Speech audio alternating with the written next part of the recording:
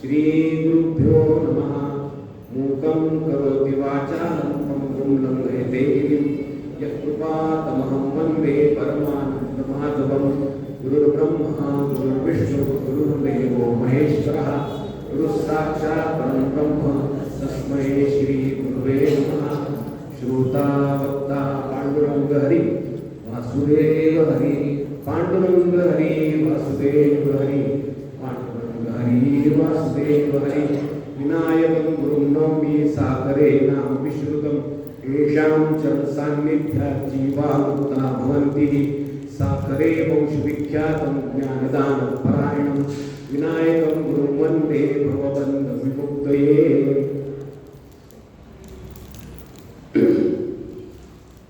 आपल्या सगळ्यांचे गुरु परमहंस परिव्राजकाचार्य श्री ईश्वरानंद सरस्वती तथा काशी स्वामी महाराज यांच्या संन्यास दीक्षा ग्रहण जो दिवस आहे मार्गशीर्ष शुद्ध सप्तमी, त्याला 1932 साली स्वामींनी संन्यास घेतला होता।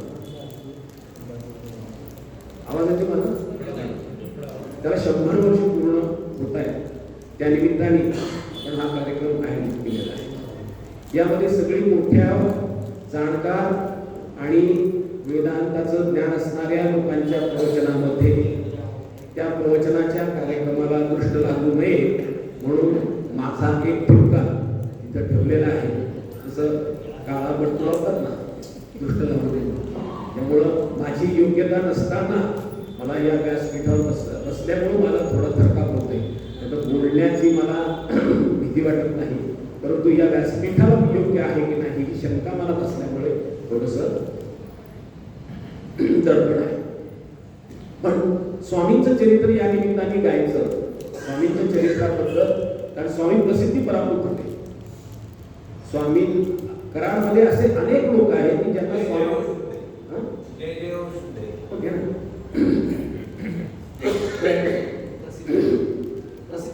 प्रसिद्धी पराभूत होते।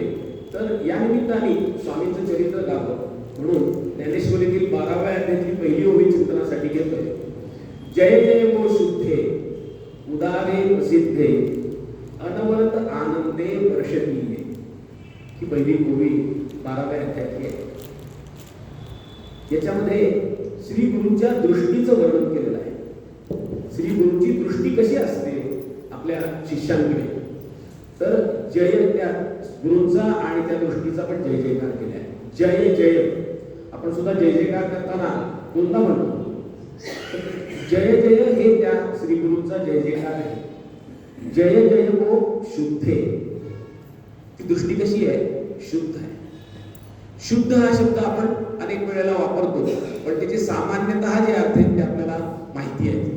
पण शुद्ध या शब्दामध्ये केवढा मोठा संदेश माऊलींनी दिला आहे त्याचं चिंतन थोडंसं करण्याचा प्रयत्न करू। आपलं अंतःकरण जे असतं त्याच्यामध्ये आपल्या मनामध्ये काही निषिद्ध गोष्टी करण्याचा सुद्धा विचार येत असतो। काही विहित कर्म, काही निषिद्ध कर्म आपण करतो। आपल्या इतरांना न कळत करत असतो कधी, किंवा मनामध्ये निषिद्ध विचार तर नक्कीच येत असतात, बरोबर आहे? तर निषिद्ध विचार येणं ही अशुद्धता आहे। तर हे श्री गुरूंची नजर पडल्यावर काय होतं, तर जय जय वो शुद्धे म्हणजे काय की आपल्या मनामधले निषिद्ध विचार येण्याचं प्रमाण हळूहळू कमी होत जातं, असं त्यांना त्याच्यामध्ये सांगायचं। शुद्ध मध्ये की निषिद्ध विचार नाही आला। शुद्धता कशी असते आणि संतांच्या ठाईची शुद्धता कशी असते याची एक कथा आहे। एकदा काय झालं, भक्त पुंडलिकाबद्दल आपण ऐकलेलं आहे बरंच काही, की अत्यंत तो आई वडिलांची सेवा करणारा आज्ञाधारक असा होता आणि त्याचं मंदिर साक्षात पांडुरंग आला तरी तो दर्शनाला गेला नाही। हाताजवळची वीट फेकली आणि सांगितलं की विटेवर उभा राहा, माझ्या आई वडिलांची मी सेवा करतोय। पण हा उत्तरार्ध आहे। याचा पूर्वार्ध असा आहे की पूर्वार्धामध्ये एकदा असं घडलं की भक्त पुंडलिकाचे आई वडील वृद्ध झालेले होते आणि त्यांनी त्याला सांगितलं, अरे पुंडलिका, आमचं आता वय झालं, आम्ही कधी पिकलं पान गळून पडेल सांगता येत नाही, तो मला काशीला घेऊन चल रे बाबा। तो म्हटला, नाही तुम्हाला म्हाताऱ्यांना कुठं काशीला, मी चाललो म्हटलं। आणि त्यांनी काय ऐकलं नाही, तो एकटा निघून गेला। या म्हातारीने विचार केला, पूर्वी फार कठीण होतं काशीचा प्रवास, म्हणजे काशीचं जावे नित्य बदावे असं लोक म्हणायचे, कारण काशीला गेलेला माणूस परत येईल की नाही याची शाश्वती नसायची. कारण हा सगळा प्रवास पायी असायचा, किंवा एखादा श्रीमंत असेल तर बैलगाडीत जात असेल, पण पलीकडे काही नव्हतं. तर अत्यंत कठीण. आणि वातावरणातले जे बदल आहेत, थंडी, उन्हाळा, पावसाळा, हे सगळं बदल सोसण्याची शारीरिक क्षमता प्रत्येकाची असायचीच असं नाही. रोगराई असायची, पटकीसारखे रोग, प्लेग सारखे रोग त्यावेळेला व्हायचे, आणि माणसं रस्त्यातच मरायची, काही काशीत जाऊन मरायची. तर अशा वेळेला त्यांनी विचार केला की आपला मुलगा तर गेला, आपलं आयुष्य आता किती राहिलं माहीत नाही, मुलगा परत कधीही येईल याची कल्पना नाही, आणि मुलगा याच्यात जर आपण मरून गेलो तर असेच इथेही मरणार आहे. मग असंच इथंच मरायचं, त्याच्यापेक्षा आपण काशीला, आपण दोघंच काशीला, आणि म्हातारी काशीला जायला गेला. योगायोग असा बघा की पुंडलिक एका आश्रमात थांबला होता. त्या आश्रमातल्या ऋषींचं नाव होतं कुक्कुट स्वामी. त्या कुक्कुट स्वामींच्या आश्रमात तो मुक्कामाला थांबला होता, आणि योगायोगाने आई वडील त्याच आश्रमात मुक्कामाला गेले. आता त्यांना काही माहित नाही, आई वडील इथं आहेत, मोठा आश्रम, आणि ते तिथंच राहत होते. दरम्यान असं झालं की हा जो पुंडलिक होता तो पहाटे 3 सव्वा 3 ला उठायचा, आणि प्रयाग क्षेत्री हे होतं आश्रम, तो त्या प्रयाग क्षेत्राच्या त्या त्रिवेणी संगमात जायचा, स्नानापूर्व यायचा पहाटे 3 वाजता. पण जेव्हा तो स्नानाला बाहेर पडत असेल तेव्हा त्याच्या लक्षात आलं की 3-4 स्त्रिया मळके कपडे, मळक्या साड्या घातलेल्या, अगदी कळकट्ट साड्या घातलेल्या येतात, आणि सगळा आश्रम वगैरे झाडायला सुरुवात करतात. आणि जेव्हा तो सगळं त्याचा अंधिक आवरून संध्या वगैरे सगळं जप वगैरे करून तो 6च्या आसपास, 5:30 पावणे 6ला जेव्हा तो आश्रमात परत यायचा, तेव्हा त्या स्त्रिया परत चाललेल्या असायच्या, आणि त्यांच्या जी वस्त्र होती ती सगळी पांढरी स्वच्छ झालेली असायची. तर त्याला वाटलं आपल्याला भास झाला असेल की आल्या वेगळ्या आणि चालल्या वेगळ्या, असं झालं असेल, असं त्यांनी विचार केला. दुसऱ्या दिवशी पण तसंच झालं, तरी तो गप्प बसला. तिसऱ्या दिवशी पुन्हा तसंच झाल्यावर त्याच्या मनातली जी काही जिज्ञासा होती ती त्याला शांत बसू देईल. पण तो त्यांच्याकडे गेला, नमस्कार केला, आणि म्हटला एक शंका आहे, विचारू का? ते म्हणे विचारा. ते म्हणे तुम्ही रोज पहाटे 3 ला येता तेव्हा तुमच्या अंगावरची वस्त्र अत्यंत कळकट्ट झालेली असतात, आणि जाताना मात्र ती स्वच्छ झालेली असतात, याचं गोड गंमत काय? ते म्हणे खरं सांगू का, आम्ही आहोत गंगा, यमुना आणि सरस्वती, आम्ही तिन्ही नद्या आहोत. या त्रिवेणी संगमातून आम्ही बाहेर पडतो आणि इथे आश्रमात येतो आणि आश्रम झाडतो. ते म्हणे ठीक आहे ना, आश्रम झाडता तर आणखी तुमचे कपडे कळकट्ट व्हायला पाहिजे, पण तसं न होता तुमचे कपडे तर आणखी स्वच्छ होतात, हे कसं काय? ते म्हणे काय, दिवसभरामध्ये हजारो लोक आमच्यामध्ये येऊन स्नान करतात, आणि त्रिवेणी संगमाचं आपल्याला सगळ्यांना पुण्य माहिती आहे की पाप नाश होतो. ती जी पाप आहे ती सगळी आमच्या अंगाला चिकटलेली असतात.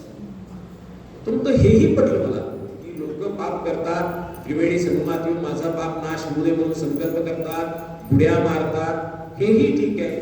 त्यामुळं तुमचे कपडे मलिन होतात, हेही ठीक आहे, पण कपडे स्वच्छ कसे होतात? त्या म्हटल्या कुक्कुट स्वामी जे आहे हे गेले जवळजवळ 14 वर्षामध्ये एकदाही आमच्या इथे स्नानाला आलेले नाहीत. ते म्हणे काठावर आश्रम आहे आणि हे एवढे मोठे स्वामी आणि एकदाही स्नानाला आले नाहीत, असं कसं काय?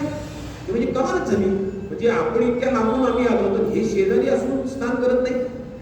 ते म्हणे तसं नाहीये, ते कुक्कुट स्वामी गेली 14 वर्ष आपल्या आई वडिलांची सेवा करतायत, म्हणून ते खोलीच्या बाहेर पडत नाहीयेत. आई वडिलांची सेवा ही त्या गंगा स्नानापेक्षा श्रेष्ठ आहे, आणि त्यामुळे आम्ही तो आश्रम झाडल्यावर आम्ही स्वच्छ होतो. आणि पुंडलिकाचे डोळे खाडकन उघडले की अरे आपण आई वडिलांचा त्याग करून इकडे आलो, आणि साक्षात या नद्या काय सांगतात. म्हणजे शुद्ध शब्दाचा अर्थ खऱ्या अर्थाने त्याला कळाला.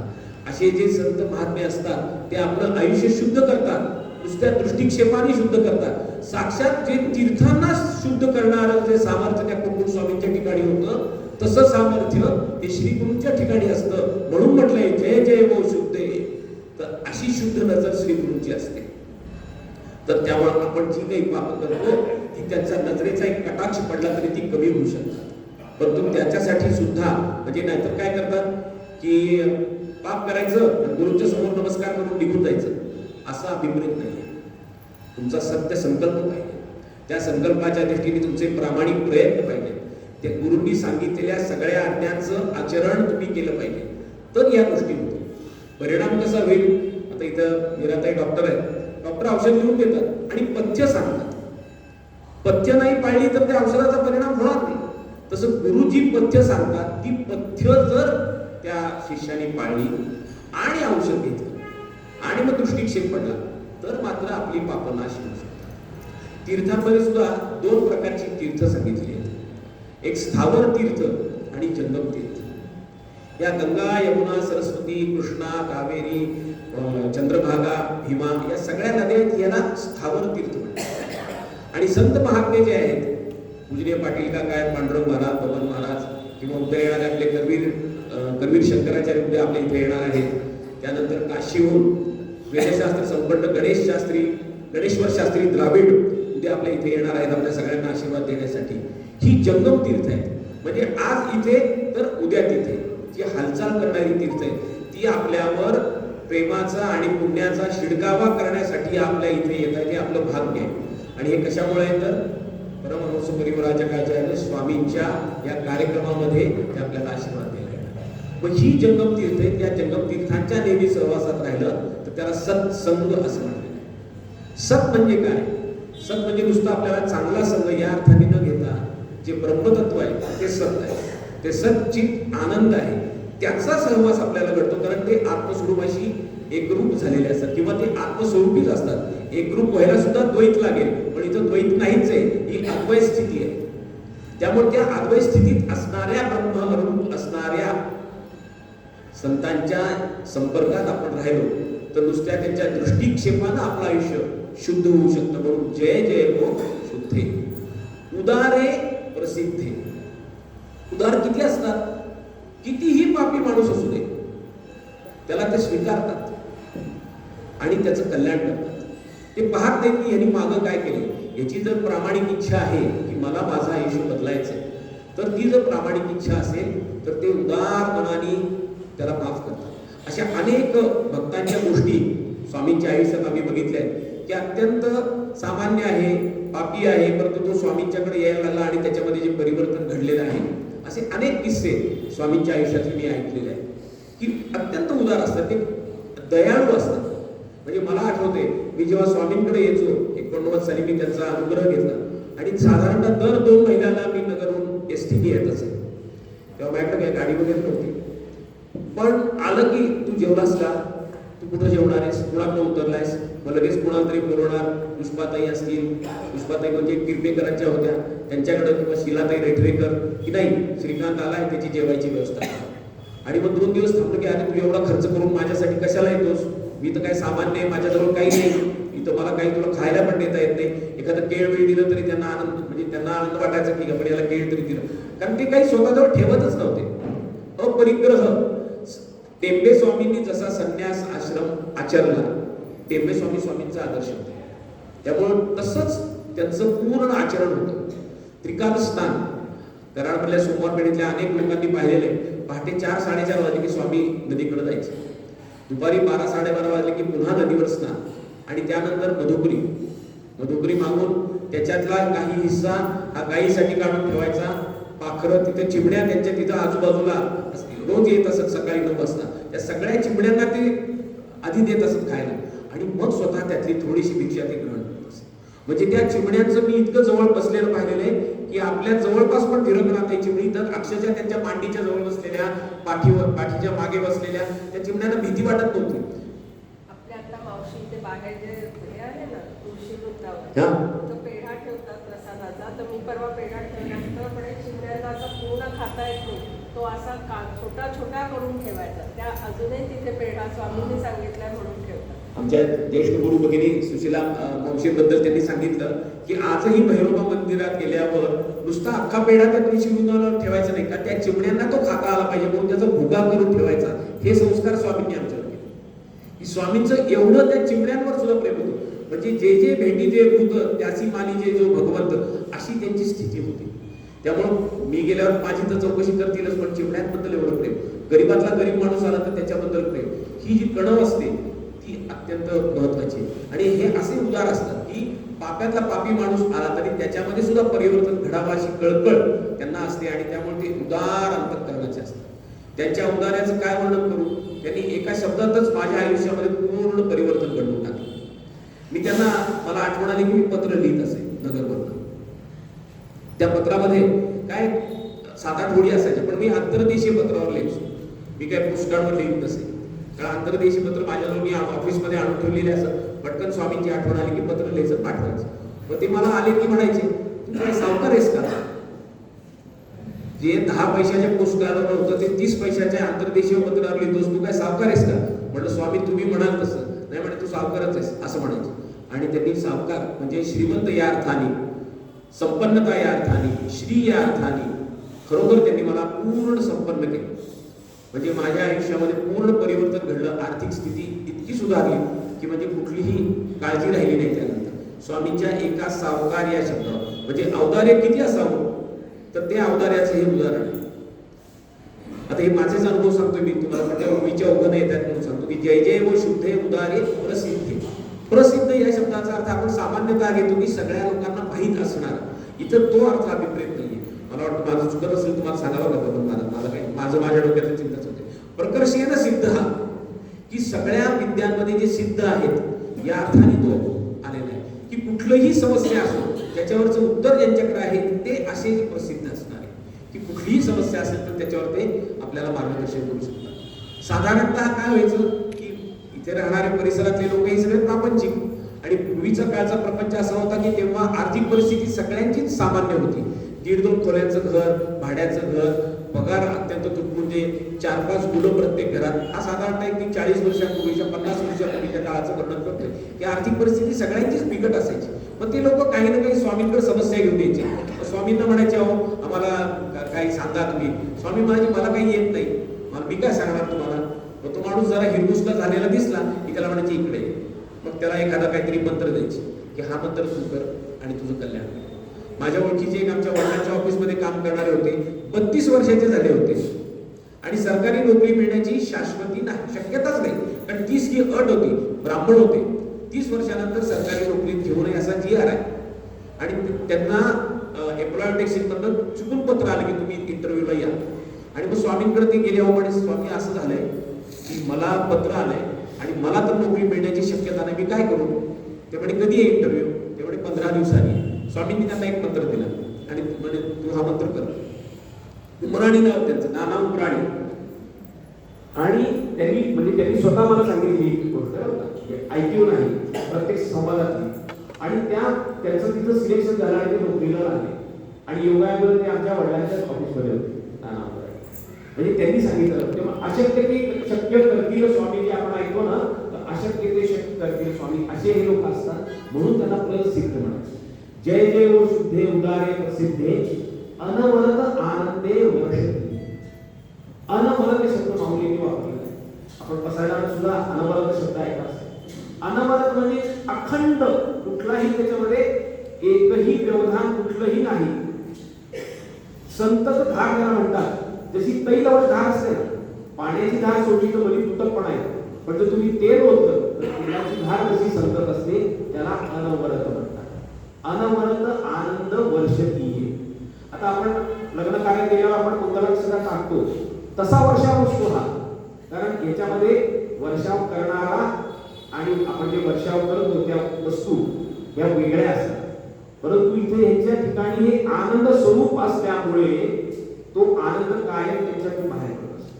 म्हणजे त्या आनंदाची अनुभूती आपण जर त्यांच्याशी एकरूप झालं तर ते आपल्याला येऊ शकते. असा आनंद, स्वरूपाचा आनंद जो आहे तो आपण जे घेतो ते सुख आहे, पण सुख आणि आनंद याच्यामध्ये फरक आहे. आनंद हे आपलं स्वरूप आहे, त्या स्वरूपाशी ते स्वरूप, ते आनंद स्वरूप असल्यामुळे तो अनवरत वर्ष. जसं सूर्य, तुम्हाला साधं छोटंसं उदाहरण द्यायचं, तंतोतंत नाही लागणार, कारण सूर्य सुद्धा मायेच्या प्रांतातला आहे, म्हणजे तो जगातला आहे. पण सूर्याचा जसा प्रकाश आहे की ते त्याच्यातलं जे इंधन आहे ते संपतं कधी, त्या आत इथं तो गोल आहे, नंतर तो तिकडे जातो, तो तिकडे पण प्रकाशच देतो अमेरिकेमध्ये. तसं तो अनवरत प्रकाश देण्याची क्षमता तसा अनवरत आनंद घेण्याची क्षमता ही श्री गुरुमध्ये असते. पूर्वीचा साधारणतः अर्थ हा असा होता. स्वामींचं चरित्र थोडक्यात एक 5-10 मिनिटात सांगतो, त्यानंतर पूजनीय भगवान महाराज विषय मांडणार आहे. पण स्वामींचं चरित्र असं आहे की स्वामींचा जन्म झाला तो चिपळूणला. चिपळूण तालुक्यामध्ये कौंड नावाचं एक गाव आहे. त्या गावामध्ये स्वामींचे आई वडील लहान. स्वामींच्या वडिलांचं नाव केशव होतं आणि आईचं नाव होतं गंगा. गंगा आणि केशव यांच्या पोटी पुत्र नव्हता. आणि तिथे गणपतीचं मंदिर आहे कौंडला. त्या गावी मी जाऊन आलो, त्या गणपतीच्या मंदिरात तिथे मग त्यांच्या आईने काही त्या गणपतीची उपासना केली आणि त्यानंतर पूजनीय स्वामींचा जन्म झाला. स्वामींचं नाव होतं जन्मनाव गंगाधर. म्हणजे आईचं नाव गंगा, वडिलांचं नाव केशव आणि हे गंगाधर. त्यांचं आडनाव होतं भागवत. त्या घराण्यात जन्म झाला. पूर्वी कोकणात सुद्धा परिस्थिती साधारण असायची लोकांची. पावसावर सगळं आयुष्य आणि तुटपुंजे सगळे एकदम.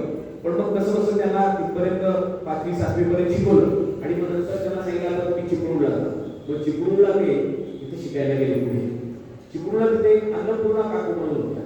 स्वामींचा स्वभाव हा सेवा व्हावी आणि अत्यंत नम्र आणि शिस्तबद्ध वागणं. मुळात जन्म कोकणस्थाचा आणि त्यांना मुळात शिस्तीची आवड, छोट्याचा संताप. त्यामुळे त्या अन्नपूर्णा काकू ज्या होते की यांच्या खानावळीत जेवायला जात असत, त्यांचं फार जीव असतं.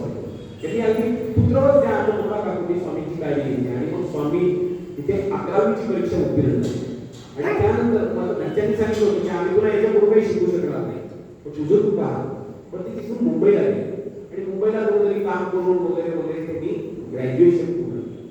त्यांचा जन्म 1907 30 मे 1900 स्वामींचा जन्म झाला आणि साधारणतः 18-19-20 साली ते मुंबईला गेले. त्यानंतर त्यांनी ग्रॅज्युएशन केलं आणि ग्रॅज्युएशन केल्यावर नोकऱ्या तेवढ्या कशा मिळत नव्हत्या एवढ्या. आणि त्या काळात सच्चिदानंद सरस्वती म्हणून एक संन्यासी होते. त्यांचं एके ठिकाणी प्रवचन होतं, पण त्या प्रवचनात सहज स्वामी जाऊन बसले. तिथे बसल्यावर त्यांनी त्यावेळेला काय झालं होतं, इंग्रजांच्या आक्रमणामुळे आपल्या धर्माला ग्लानी आली होती. त्यांनी आपल्या सगळ्या पद्धती मोडून टाकायच्या असं ठरवलं होतं. आपली गुरुकुल पद्धती त्यांनी मोडली होती, धर्माला ग्लानी आलेली होती. लोक पॅन्ट शर्ट घालायला लागले होते, केस कापायला लागले होते, शेती ठेवत नव्हते, संध्या करत नव्हते. त्यामुळं अशा परिस्थितीमध्ये आपल्या धर्माचं पुन्हा जागरण करण्यासाठी काही तरुण लोक मिळाले तर चांगलं होईल म्हणून त्या सच्चिदानंद सरस्वतीने आवाहन केलं की अशी धर्माची आपल्याला गरज आहे, तर कोणी माझे बरोबर म्हणजे माझ्या बरोबर यायला तयार आहे का आणि संन्यास घ्यायला तयार आहे का. तर दोघांनी हात वर केले, 3 जणांनी हात वर केले. ते म्हणजे सकाळी तुम्ही माझ्याकडे सकाळी 9 वाजता मला भेटायला या. मग त्या स्वामींनी हात वर केलं. स्वामींनी विचार केला की नाही आपण आपल्या आयुष्याला धर्मासाठी घरी गेले, झोपले. सकाळी गेले तर फक्त स्वामीच तिथे एकटे होते. बाकीचे जे दोघांनी हात वर केले होते ते गायब झाले. मग स्वामी सच्चिदानंद सरस्वती बरोबर राहायला लागले. सांताक्रूजला ते राहत होते सच्चिदानंद सरस्वती. मग त्यांच्याकडे त्यांचं राहणं सुरू झालं. मग त्यांना संन्यासी दीक्षा दिली त्यांनी. काही 1-2 वर्षाचा काळ गेला असेल, त्याच्याबद्दल काही लेखी नोंद किंवा माझ्याकडे मी माहिती नाही. पण 1925 साली त्यांना मार्गशीर्ष शुद्ध सप्तमीला सच्चिदानंद सरस्वतींनी संन्यास दिला आणि गंगाधर केशव भागवत हे त्या दिवसापासून परमहंस प्रेमराजाचार्य श्री ईश्वरानंद सरस्वती झाले.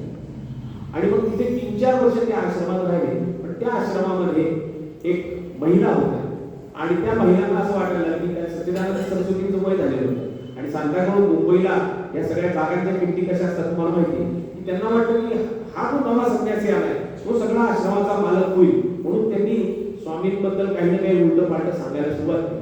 स्वामींना हे कशातच रस नव्हतं. संसाराचा त्यांनी त्याग केला होता. ते मठ आणि आश्रम हे काही त्यांना घेणं देणं नव्हतं. त्यांनी ठरवलं की आपण आता मुंबई सोडून दे.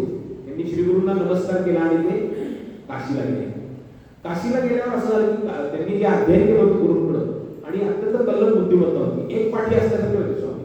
त्यामुळे वेदांताची ब्रह्मसूत्र, प्रस्थानत्रयी सगळं त्यांचं विवेक चूडामणी याचं त्यांचं वाचन आणि परिशीलन चांगलं झालेलं होतं. तिथं काशीला गेल्यावर काशीला एक मोठी धर्मसभा आहे. त्या धर्मसभेमध्ये आणि त्याचं मी परवा बरं का मी आता 10 ऑक्टोबरला काशीला गेलो आणि गणेश्वर शास्त्री द्राविड यांच्या घरीच मी मुक्काम आला. त्यावेळेला मी ते स्वामींना जे मिळालेलं सर्टिफिकेट आहे काशीच्या विद्वत सभेला दिलेलं, त्यांना धर्मश्री म्हणून पदवी ही काशीच्या विद्वानांना दिली. ती पदवी मी यांना दाखवली, विश्वेश्वर शास्त्री द्राविडांना. त्यांनी मला ती जी संस्था आहे त्या संस्थेची जवळजवळ 50 सर्टिफिकेट दाखवले. अण्णोतू काय लिहिलं असतं, अण्णोतू तो काहीतरी संस्कृत शब्द होता तिथं लिहिलेलं आहे, मी तुम्हाला दाखवली सर. मग त्यांनी मला ती सर्टिफिकेट आणि ती संस्था अजूनही अस्तित्वात आहे. आणि मग तिथल्या मॅनेजरचा फोन नंबर पण मी आणला, पण मला वेळेत परत माझं विमानाचं तिकीट परत होतं म्हणून मला त्या ठिकाणी जाता आलं की ज्या विद्वत सभेने स्वामींना धर्मश्री पदवी दिली त्या तिथं मी आता पुढच्या माझ्या खेपेमध्ये मी 100% तिथं जाऊन त्यांच्याकडे रेकॉर्ड आहे सगळं, कुणाला काय काय पदवी दिली त्याचं सगळं 100-125 वर्षाचं रेकॉर्ड आहे. त्या रेकॉर्डमधून आपण ते सगळं शोधून काढावं की ही एक अत्यंत आनंदाची गोष्ट. आणि तशा प्रकारचं सर्टिफिकेट गणेश्वर शास्त्रींना पण त्यांनी दिलेलं आहे. राजराजेश्वर शास्त्री द्रविडांना, गणेश्वर शास्त्री द्रविडांच्या वडिलांना पण त्यांनी त्या सभेने दिलेली. असे अनेक महात्म्यांना त्यांनी दिलेली सर्टिफिकेट्स आहेत. तर धर्मश्री पदवी देण्याइतपत आणि कुणी देणं तर काशीच्या विद्वत सभेला देणं म्हणजे स्वामींची योग्यता. स्वामींची योग्यता त्या सर्टिफिकेटच्या आधारे असं म्हणायचं नाही, परंतु सामान्य लोकांना कळण्यासाठी म्हणून सांगतो की ते सर्टिफिकेट मिळालं नसतं म्हणून त्यांच्या योग्यतेत काही कमी आलं असतं असं नाही, परंतु काशीच्या विद्वत सभेला ज्यांना मान्यता दिली असे स्वामी आपले. त्यानंतर काशीहून पुन्हा त्यांनी काशीचा त्याग केला आणि पूर्ण पायी भ्रमण करत त्यांनी 3 वेळा पायी भारत प्रवास केला होता. तिसऱ्या वेळेला जेव्हा ते परत ते याला गेले शृंगेरीला रस्त्यात लागले आणि शृंगेरी जवळ आल्यावर त्यांना इतकं आपण असं भरून यायला लागलं की काय एवढं इथं आकर्षण त्यांच्या लक्षात आलं नाही. पण त्यांना असं वाटत होतं की इथं राहिलं पाहिजे. आता शृंगेरी ही मूळ जागा अशी आहे की आद्य शंकराचार्यांना जीव ब्रह्मैक्याचं जे काही ज्ञान झालं ती किंवा त्याचा अनुभव आला असतो, ज्ञान झालं म्हणण्यापेक्षा किंवा ज्ञान हा सुद्धा अनुभवच असतो. पण आता काय सांगू तर एक त्या शृंगेरीचं वैशिष्ट्य असं आपण काही जणांनी वाचलं असेल, तिथे एक बेडकी एका पिल्लाला जन्म देत होती आणि ऊन होतं आणि बाजूला कुठे झुडूप नव्हतं आणि एक नाग तिच्या डोक्यावर फणा घालून तिला सावली देत होता. हे आद्य शंकराचार्यांनी तिथं पाहिलं आणि शृंगेरी पीठाची स्थापना केली. आता नाग आणि बेडकी हे एकमेकांचे शत्रू आहेत. सामान्यतः उपाधीच्या दृष्टीने बघितलं तर शत्रू आहेत, पण दोघांच्या मध्ये असणारं चैतन्य तत्व एक आहे. त्या चैतन्य तत्वाच्या एकत्वाचा अनुभव आद्य शंकराचार्यांना झाल्यामुळे आद्य शंकराचार्यांनी पीठाची स्थापना शृंगेरीला केली. आणि त्या शृंगेरी जेव्हा जवळ यायला लागली तसं स्वामींना वाटलं की नाही इथंच राहिलं पाहिजे, इथंच माझं काहीतरी आहे. आणि मग त्यावेळी त्या परमहंस परिव्राजकाचार्य श्री चंद्रशेखर भारती स्वामी त्यांचा कडेला फोटो ते तिथं पीठाधीश होते. आणि त्यांचं वैशिष्ट्य असं होतं की सामान्यतः त्यांचं दर्शन कुणालाच घडत नसे. ते सतत आपल्या ब्रह्मचिंतनात लीन असत.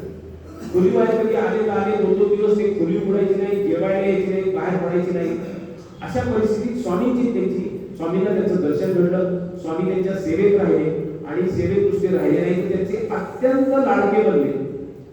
किती लाडके बनावे तर त्याच्यातला एक बारकावा असा आहे, काही जणांना माहिती आहे काही जणांना माहित नाही. त्यावेळेला चंद्रशेखर भारतींनी उत्तराधिकारी म्हणून अभिनव विद्यापीठ स्वामींची निवड केलेली होती. म्हणजे रोजचे बाकीचे व्यवहार पाहणं, विजय यात्रेला जाणं हे सगळं अभिनव विद्यापीठ पाहतो. आणि अभिनव विद्यापीठ स्वामीजी आणि काशी स्वामी म्हणजे आपले ईश्वरानंद सरस्वती हे दोघंही चंद्रशेखर भारतींची सेवा करायचे आणि त्यांच्याकडनं ज्ञान ग्रहण करायचे. तो विवेक चुडामणी असेल, प्रस्थानप्रिय असेल, वृत्ती प्रभाकर असेल, या सगळ्यांचं त्यांचं चिंतन चालायचं. मग त्यांच्या लक्षात असं आलं की हा मुलगा म्हणलं म्हणजे मी बरोबर आहे, पण स्वामींच्या दृष्टीने चंद्रशेखर भारती स्वामींच्या दृष्टीने मी बोलतो की हा जास्ती चाणाक्ष आणि हा हुशार, तर आपण आपला निर्णय बदलून ना शंकराचार्य करावा होता. असं साधारणतः 15-20 वर्षानंतर त्यांच्या डोक्यात आलं की आपण उत्तराधिकारी काशी स्वामींना आणि याची कुणकुण स्वामींना लागली. साधारणतः हा 1952-53 काळ म्हणजे साधारणतः 30-32 साली स्वामी शृंगेरीला गेले असतील. 20 वर्ष साधारणतः तिथे त्यांनी सेवा केली, संपूर्ण ज्ञान ग्रहण केलं. गुरुचे अत्यंत लाडके झाले आणि गुरुचे लाडके झाले म्हणजे का तर ते जसं ब्रह्मचिंतनात केलं असं ते जसं अनुष्ठान करायचं ते तसं स्वामी करायचे. म्हणजे स्वामी किती तास झोपत होते पाहिजे तुम्हाला, फक्त 10 ते 1 रात्री 3 तास झोपत होते. आणि हे कधीपासून तेव्हापासून आपण मोदींचा ऐकतो की मोदी 4 तास झोपतात, पण स्वामी जेव्हा फक्त 10 ते 1 झोपत होते हे जेव्हा मला कळालं तेव्हा मी सुद्धा की आज मला नाही कळालं, मला कळून 40 वर्ष झाली 35 वर्ष झाली की स्वामी फक्त 10 ते 1 झोपतात आणि 1 दिवस उठून लगेच अनुष्ठान करतात रात्री 10 ते. आणि असं किती वर्ष, 68 वर्ष किंवा 60 वर्ष असं करून गुरु 60 वर्ष असं सातत्याने करणं किती कठीण आहे. पण असं त्यांनी चिंतन चिंतन संपूर्ण केलं. सगळ्या देवता प्रसन्न होणे तर एक म्हणजे त्या प्रांतात गेलं तर ही त्या दृष्टीने दुय्यम बाब आहे. पण सामान्यतः आपल्या सगळ्यांना देवतांबद्दल आकर्षण आहे म्हणून साक्षात अनेक देवतांनी त्यांना साक्षात दर्शन दिलेलं आणि म्हणून त्यांनी शृंगेरी सोडली आणि फिरत फिरत फिरत कराडमध्ये आले. आणि कराडमध्ये आल्यावर त्यांना काशीची आठवण आली. कारण काशीत जशी मंदिर आहेत, शंकराचं मंदिर आहे, म्हणजे विश्वेश्वर आहे, त्यानंतर बाकी देवता आहे, कालभैरव आहे, गरुड तीर्थ आहे, भैरव तीर्थ आहे. मग ते म्हणले की अरे आपण इथंच राहावं का? आणि योगायोगानं त्यांना कालभैरव मंदिर आहे त्या मंदिरामध्ये राहायची परवानगी मिळाली. आणि तिथे 1954-55 साली स्वामी त्या मंदिरात आले. मग तिथल्या काही लोकांनी त्यांना एक 6 बाय 6ची खोली बांधून दिली त्या मंदिरामध्ये. त्याच खोलीत शेवटपर्यंत 1955 ते 1993 आपला देहत्याग करेपर्यंत स्वामी त्याच खोलीत राहिले.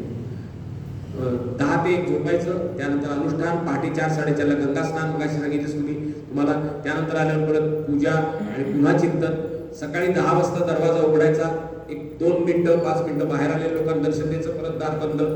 मग दुपारी 3ला परत उघडायचं, 3ला फक्त एक अर्धा तास ते बाहेर येऊन बसायचे तासभर. त्यावेळेला कोणी आला असेल तर त्यांच्याशी गप्पा, पुन्हा आत जायचे. 5 वाजता पुन्हा बाहेर यायचे आणि 5 वाजता जे काही शिष्यमंडळी होती त्याच्यामध्ये कमलताई शिराळकर म्हणून मागच्या वर्षी ज्यांनी देह ठेवला त्या कमलताई शिराळकर, बाळूकाका कुलकर्णी, विजूताई पाठक, श्यामराव गळसासी, त्यानंतर आपल्यामध्ये आज उपस्थित असलेल्या मान्यवर सुशीलाताई शिंदे, हे सगळी मंडळी त्यांची वाट बघत असायची. आणि 5ला स्वामी बाहेर यायचे आणि रोज नित्य पारायणाची काही स्तोत्र आहेत ती स्तोत्रच सगळ्यांकडनं म्हणून घ्यायची. त्यामध्ये वेदांत चिंतनापासून सामान्य प्रापंचिक समस्या सुटण्यावरचे सगळे मंत्र त्याच्यात आहेत. म्हणजे ज्याला जे पाहिजे ते त्याने घ्यावं. जसं हलवाईच्या दुकानात गेल्यावर बटाटे वडा पण ठेवलेला असतो, मिठाई असते, खारमोर पण असतं, तर ज्याला जे पाहिजे ते त्याने घ्यावं. पण काही जणी जे ह्या 3 जणी आणि बाळूकाका यांनी मात्र संसाराचा त्याग करून पूर्ण परमार्थातलं ज्ञान की त्यांनी घेतलं आणि त्याचा आदर्श आणि त्याचं तेज आजही आपल्याला सुशीलाताईंच्या चेहऱ्यावर पाहायला सापडेल की असं तेज हे परमार्थाशिवाय येत नाही. त्या इथं मागे बसलेल्या आहेत 4थ्या रांगेमध्ये. माझं भाग्य आहे, पहिला नमस्कार मी त्यांनाच केला कारण त्यांची पण माझ्यावर कृपा आहे. माझ्या नेहमी ते पाठीवर हात ठेवून कुठला तरी यंत्र काढतात. त्यांना अनेक यंत्रांचा अभ्यास आहे, कारण स्वामींचा अनेक यंत्रांचा अभ्यास होता. सौंदर्य लहरीचं पूर्ण अनुष्ठान स्वामींनी केलेली आहे आणि माझ्या आयुष्यात परिवर्तन जे घडलं ते सुद्धा त्याच्यामध्ये सुद्धा सुशीलाताईंचा एक फार मोठा हात आहे. 2019 साली मी त्यांच्याकडे आलो होतो की मला आता परमार्थाकडे लक्ष द्यायचंय, तर मला काहीतरी अनुष्ठान सांगा. तर त्या म्हटल्या एक मंत्र आहे मोठा 4 ओळीचा, मला पूर्ण आठवत नाही म्हटल्या, तर त्यातल्या 2 ओळी आठवतात. मग मी मोबाईलवर तो रेकॉर्ड करून घेतला मंत्र आणि मग लगेच मला अमेरिकेला आमच्या लेकीच्या डिलिव्हरीसाठी जावं लागलं. अमेरिकेत गेल्यावर मी त्या सौंदर्य लहरीमधनं तो मंत्र शोधून काढला. त्यांना फोन करून सांगितलं की मी याचं अनुष्ठान सुरू करतोय. अमेरिकेत मी अनुष्ठान केलं आणि अमेरिकेत मला असा अनुभव आला की त्या 4 महिन्याच्या वास्तव्यात सुरुवातीला मी जी कविता, मराठी शायरी याच्यावर युट्यूबवर चॅनलवर मी रेकॉर्डिंग करत होतो आणि कार्यक्रम करत होतो. मला त्याच्यातून उपलब्धी आली, म्हटलं सो फार नो फर्दर. हे आपलं काय आयुष्य याच्यासाठी नाही, आपण आपलं आयुष्य परमार्थात घालवलं पाहिजे. आणि मी आणि वेदवतीने निर्णय घेतला की आता बस. आणि आम्ही मग कोण डॉक्टरांना फोन केला की आम्हाला तुम्ही वेदांत शिकवा. आणि मग आम्हाला ऑनलाईन आम्ही तिकडे अमेरिकेत वेदांत शिकायला सुरुवात केली. कोरोना आला होता, त्या कोरोनाच्या काळात आमच्या कन्याला म्हटलं आम्ही मेलो तरी चालेल पण आम्हाला अमेरिकेत नाही मरायचं, आम्हाला भारतात जाऊन आमच्या जननी जन्मभूमीच्या स्वर्गात बिगरी प्राण गेला तर आमचा भारतात जाऊ दे, पण कोरोना रस्त्यात झाला तरी चालेल पण आम्हाला अमेरिकेत मरायचं. आणि आम्ही परत आलो आणि स्वामींच्या कृपेने आम्ही व्यवस्थित परत आलो. आणि त्यानंतर आमचा निर्णय झाला की आपण आता आपलं उर्वरित आयुष्य आनंदीला घालवायचं. पूजनीय पाटील काका आणि पांडुरंग महाराज या दोघांनी कृपा केली आणि आम्हाला शिकवायला तयार झाले. आम्ही दोघं त्यांच्याकडे शिकतो. आमच्या दोघांसाठी ते दोघं पाठ घेतात आणि ते दोघं बिचारे खाली बसलेले असतात आणि आम्ही खुर्चीवर बसून शिकतो. हा त्यांचा खरं उपमर्द आहे, पण आपली आता गुडघे कामात गेलेले असल्यामुळे आम्हाला तसं करावं लागतं. परंतु अत्यंत उदाहरण आम्हाला दोघं शिकवतात की त्यांची फार मोठी कृपा. आणि स्वामींच्या त्या अनुष्ठानाचं प्रत्यंतर मला तुम्हाला सांगितलं, माझा मोठेपणा नाही की तिकडे जाण्याची बुद्धी झाली आणि तिकडे गेली 4 वर्ष आम्ही त्यांच्याकडे शिकत आहोत वेदांत. ही कृपा म्हणजे स्वामींच्या एका अनुष्ठानामध्ये काय ताकद आहे. म्हणजे सुशीलाताईंना जे अनुभव अनेक वर्ष आलेले असतील त्यातली एक झलक आम्हाला बघायला. असं स्वामींचं जीवन. स्वामींच्या जीवनामध्ये ज्यांना जे घ्यायचंय त्यांनी ते घेतलं पाहिजे. गुरु द्यायला तुम्हाला तयार आहे, पण तुम्ही जर काहीतरी वेगळंच मागत असाल जी आत्मकल्याणाचं सोडून तुम्ही जर तात्पुरती गोष्ट मागत असाल तर तुम्ही म्हणता ठीक आहे बाबा तुझं प्रारंभ बरोबर आहे. तर असं स्वामींचं जीवन होतं. स्वामींच्या जीवनातले अनेक अनुभव आपण एक स्मरणिका आता प्रकाशित करत आहोत या कार्यक्रमाच्या निमित्ताने. हा कार्यक्रम संपल्यावर आपण ती स्मरणिका छापणार आहोत, कारण ह्या कार्यक्रमातलं सगळ्या गोष्टी ज्या घडलेल्या आहेत त्या स्मरणिकेत यावेत हा उद्देश आहे. नाहीतर आम्ही ती उद्या किंवा परवा 27ला पण आम्ही प्रकाशित करू शकतो. अभयजी धोपाटे त्यांनी सगळं काम पूर्ण केलेलं आहे. तर त्यांना मी सांगितलं की अहो आपला सप्तमीला आपली हे निघणार आहे, पालखी निघणार आहे, अष्टमीला समाराधन आहे आणि हे सगळे महात्मे आलेले आहेत. त्या सगळ्यांचं आपण त्याच्यामध्ये घेऊ आणि पहिल्या आठवड्यामध्ये पुढच्या महिन्याच्या पहिल्या आठवड्यात ती प्रकाशित करू आणि सगळ्यांच्या घरी ती स्मरणिका पोहोचेल. त्यात स्वामींचे सामान्य भक्तांना आलेले सगळे अनुभव हे त्यात लिहिलेले की ह्याच्यात जादू काही नाहीये की जर गुरुशक्ती पाठीशी असेल तर काहीही होऊ शकतं. तर ते अनुभव त्या पुस्तकात आहेत. स्वामींचा नंतर त्यांनी जेव्हा देह ठेवला त्यावेळेचा प्रसंग सांगतो. कारण पांडुरंग आपल्या मोहन महाराजांनी करायचं नाही तसं 1993 साली असं झालं की त्या दिवशी स्वामींचा संन्यास दीक्षा दिन होता. मार्गशीर्ष शुद्ध सप्तमी म्हणून हे सगळे भक्त मंडळी सकाळी स्वामींची पाद्यपूजा केली त्यांनी. पण त्यांनी स्वामींनी त्यांनी सांगितलं की 108 नारळ आणून द्या मला. 108 नारळ आणून की जो येईल त्याला ते नारळ देत होते. पहिल्यांदाच असं घडलं बरं का की जो भक्त दर्शनाला येईल त्याला नारळ देत होते. आणि ते नारळ संध्याकाळ झाली 7:30-8 झाले आणि आम्ही नगरला स्वामींचा संन्यास दीक्षा दिन म्हणून घरी स्वामींची आरती करत होतो. मला आणि आमच्या थोरल्या भावाला शिंका येतात म्हणून आम्ही उदबत्ती लावत नाही. आणि आरती करत असताना घरामध्ये एवढा सुगंध सुटला की काही कळेच ना की हा सुगंध आला कुठून. त्याच वेळेला स्वामींनी इकडे देह ठेवलं. म्हणजे वायुरूपाने स्वामी येऊन तिथं आम्हाला दर्शन देऊन गेले. त्याच वेळेला माझा मुलगा 6 वर्षाचा होता. तो म्हटला बाबा आपल्याला आज कराडला जायचं. काय म्हटला? आज आपल्याला कराडला जायचं. लहान मुलांच्या तोंडून कसं देव बोलतो. आता म्हटलं रात्री सोमवारची रात्रीचे 8-8:30 वाजलेले. आता असं काही नाही की शुक्रवारी आपण कराडला गेलो शनिवार सुट्टी. सोमवार आता वर्किंग डे आणि मी तेव्हा रोटरीमध्ये मी नुकताच जॉईन झालेलो होतो. आणि रोटरीचे आमचे जे जिल्ह्याचे प्रमुख होते ते डॉक्टर साताळकर म्हणून कार्डिओलॉजिस्ट ते त्यांची कार घेऊन मला न्यायला आले. तर ते आणि मी गाडीतनं निघालो क्लबला जायला आणि रस्त्याने जाताना एक तारा निघून पडला आणि डॉक्टरांनी मी तो दोघांनी पाहिला. डॉक्टरांना म्हटलं डॉक्टर काहीतरी वाईट बातमी आहे का. तेवढ्या आता ते MBBS MD तेवढ्या असं कुठं असतं का म्हणे. असं काही नसतं. म्हटलं ठीक आहे. तिथे गेलो आम्ही क्लबला आणि अर्ध्या तासात वडिलांचा मला फोन आला की स्वामींनी देह ठेवलं. डॉक्टरला म्हटलं बघा तुमचा विश्वास नाही पण तुम्ही आता तुमच्या डोळ्यात येत आहे. त्यांना म्हटलं मला एक 1,500 रुपये द्या कारण माझ्याकडे काही पैसे नव्हते तेव्हा. मग तेव्हा जीप भाड्याने मिळायची ₹1.25 ₹1.5 किलोमीटर. मग आम्ही भाड्याची जीप केली. आमचे मेवणे पण आहेत ते पुण्यात आम्हाला जॉईन झाले आणि आम्ही सगळं कुटुंब माझ्या मुलासकट आम्ही सगळे रात्री 3 वाजता बरोबर स्वामींनी देह ठेवले ठिकाणी पोहोचलो. स्वामींनी देह ठेवताना कसा ठेवला तेही मला सांगायचं. सगळ्यात महत्वाचं की बाळू काका बसले होते सुशीला आत्या होते समोर बरोबर ना. आत्या तुम्ही होते तिथे फक्त बाळू स्वामींनी असं मांडी घालून बसले होते. समोर चंद्रशेखर भारतींचा फोटो होता आणि ते म्हणे माझे गुरु फार श्रेष्ठ होते आणि त्यांच्या डोळ्यात धारा यायला लागल्या. गुरुंची आठवण आहे. माझे गुरु फार श्रेष्ठ होते असे म्हटले. असे म्हणतात बसल्या जागेवर त्यांनी देह टाकला. त्यावेळेला अष्टमी लागली होती म्हणून आपण समाराधना अष्टमीला करतो.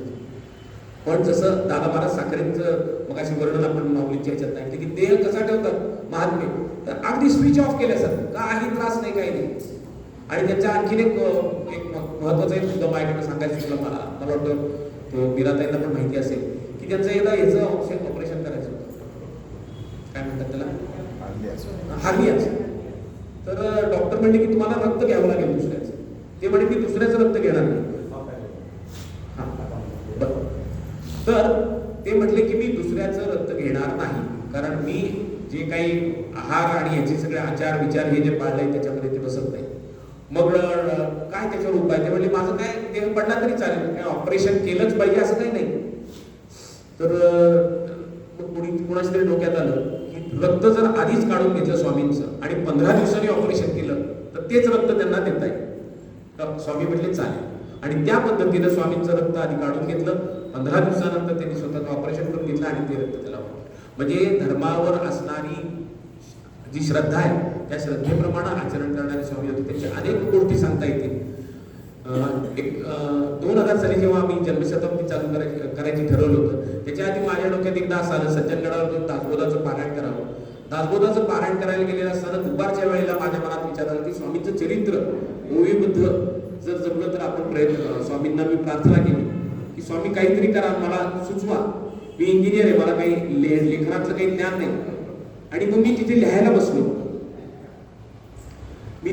बसलो आणि 36 ओव्या माझ्या लिहून झाल्या.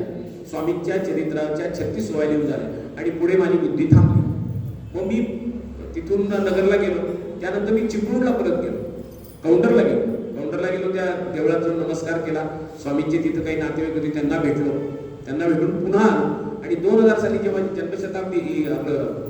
जन्मशताब्दी स्वामींची होती, त्यावेळेला तो कार्यक्रम करायचा ठरला. त्यावेळेला स्वामींचं समाधी मंदिर बांधलेलं होतं. तिथे सकाळी 10 वाजता जाऊन रुद्राभिषेक केला आणि मी स्वामींना म्हटलं आता इथं पोथी पूर्ण झाल्याशिवाय मी उठणार नाही. आणि मी 10-10:30ला स्वामींनी माझ्याकडनं लिहून घ्यायला सुरुवात केली आणि 2:30ला माझे 108 ओव्या बरोबर लिहून झाल्या आणि पोथी पूर्ण झाली. म्हणजे मी मोजल्या नव्हत्या. नंतर मी नंबर टाकल्यावर लक्षात आलं की 108व्यालाच कशी संपली. कारण काय, याचा लेखक मी नाही, शब्दांकन मी केलं असेल, पण प्रेरणा पूर्ण त्यांची होती. म्हणजे स्वामींचे असे अनेक अनुभव आहेत की ज्यामुळे आयुष्यामध्ये जे प्राप्तव्य आहे, ज्याला जे श्रेयस म्हणतात, त्या श्रेयसाकडे आमची वाटचाल चाललेली आहे. निदान त्या मार्गावर आम्ही आहोत. हीच स्वामींची फार मोठी कृपा आहे आणि तशीच कृपा आपल्या सगळ्यांवर लाभो, सगळ्यांना ती प्राप्त हो आणि सगळ्यांनी परमार्थी व्हावं अशी प्रार्थना करतो. आणि स्वामींचं जे काही अल्पचरित्र मी सांगण्याचा प्रयत्न केला, ती सेवा, त्या सेवेला मी विराम देतो. यानंतर मुगन महाराज बसकेंना नाही लगेच